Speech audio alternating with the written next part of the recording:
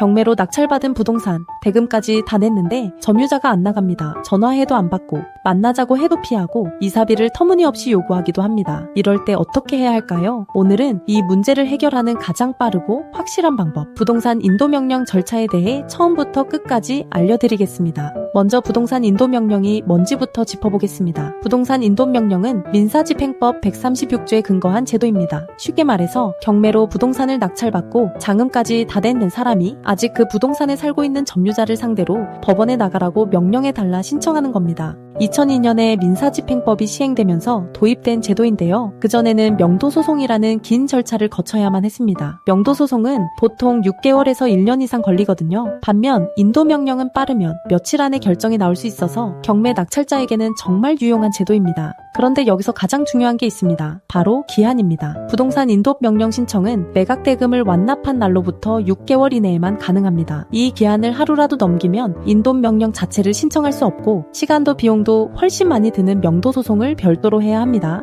그래서 실무에서는 잔금 납부하는 그날 바로 인도명령 신청서를 제출하라고 합니다. 점유자와 대화가 잘 되고 있더라도 말이죠. 대화는 대화대로, 법적 절차는 절차대로 동시에 진행하는 게 안전합니다. 그러면 인도명령을 누구한테 신청할 수 있느냐? 상대방은 크게 세 부류입니다. 첫째 채무자, 둘째 소유자, 셋째 매수인에게 대항할 수 있는 권한이 없는 점유자입니다. 여기서 핵심은 대항력입니다. 대항력을 갖춘 임차인, 그러니까 매수인에게 대항할 수 있는 정당한 권리를 가진 사람한테는 인도명령을 신청할 수 없습니다. 이런 경우에는 별도의 명도소송으로 해결해야 하고요.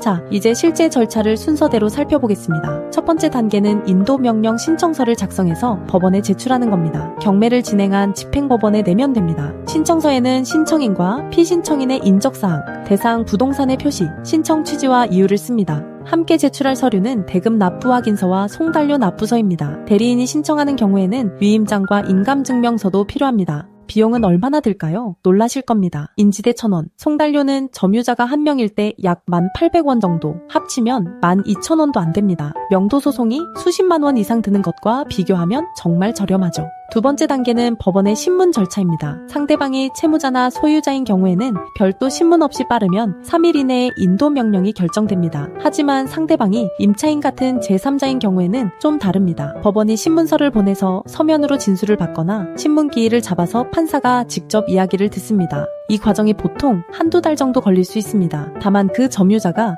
대항할 권한 없이 점유하고 있는 게 명백한 경우에는 신문 없이 바로 결정이 나기도 합니다. 세 번째 단계는 송달입니다. 인도명령 결정이 나면 법원이 결정문을 상대방에게 보냅니다. 이 송달이 왜 중요하냐면 인도명령 결정문 자체가 집행권원이기 때문입니다. 결정문이 상대방에게 송달되어야만 강제 집행을 시작할 수 있습니다. 그런데 점유자가 일부러 송달을 안 받으려고 하는 경우가 꽤 있습니다. 이럴 때는 법원이 특별 송달이나 공시 송달 같은 방법을 써서 절차를 마무리합니다. 참고로 상대방은 결정문을 받은 날부터 7일 이내에 즉시항고를 할 수 있는데요. 즉시항고를 하더라도 집행정지 효력은 없습니다. 집행을 막으려면 별도로 집행정지 명령을 따로 받아야 합니다. 네 번째, 마지막 단계가 바로 강제집행입니다. 인도명령 결정문이 송달됐는데도 점유자가 안 나가면 이제 강제집행에 들어갑니다. 인도명령 결정정본, 송달증명원, 강제집행엔 납금, 위임장, 인감증명서를 준비해서 관할법원 집행관 사무소에 강제집행 신청서를 제출합니다. 강제집행은 크게 3단계로 진행됩니다. 먼저 1차 계고입니다. 집행관이 현장에 와서 점유자에게 이 주 안에 나가라는 경고를 합니다. 점유자가 없으면 현관문에 계고장을 붙입니다. 실무적으로 이 계고장만 받아도 대부분의 점유자가 태도를 바꿔서 퇴거에 합의하는 경우가 많습니다. 하지만 계고 이후에도 안 나가면 본집행으로 넘어갑니다. 본집행은 법원 소속 집행관이 해당 부동산에 있는 물건들을 강제로 반출하는 절차입니다. 반출된 물건은 창고에 보관되고 일정 기간이 지나도 점유자가 안 찾아가면 매각됩니다. 강제집행 신청부터 본집행 완료까지는 약 3개월 정도 소요됩니다. 사안에 따라 달라질 수 있지만 처음부터 서류와 절차를 체계적으로 준비하면 기간을 줄일 수 있습니다. 여기서 하나 더 꼭 알려드릴 게 있습니다. 인도명령을 신청할 때 점유이정음지 가처분을 반드시 함께 신청하세요. 인도명령 절차가 진행되는 동안 점유자가 슬쩍 다른 사람한테 점유를 넘겨버리면 인도명령 결정을 받고도 집행을 못하는 상황이 생깁니다. 점유이정음지 가처분을 걸어두면 이런 위험을 차단할 수 있습니다. 정리해드리겠습니다. 부동산 인도명령 절차는 신청서 제출, 법원 신문, 결정문 송달, 그리고 강제 집행 이 4단계로 진행됩니다. 가장 중요한 건 매각대금 완납 후 6개월이라는 신청기한을 절대 놓치지 않는 것, 그리고 점유이정 음지 가처분을 함께 신청하는 것입니다.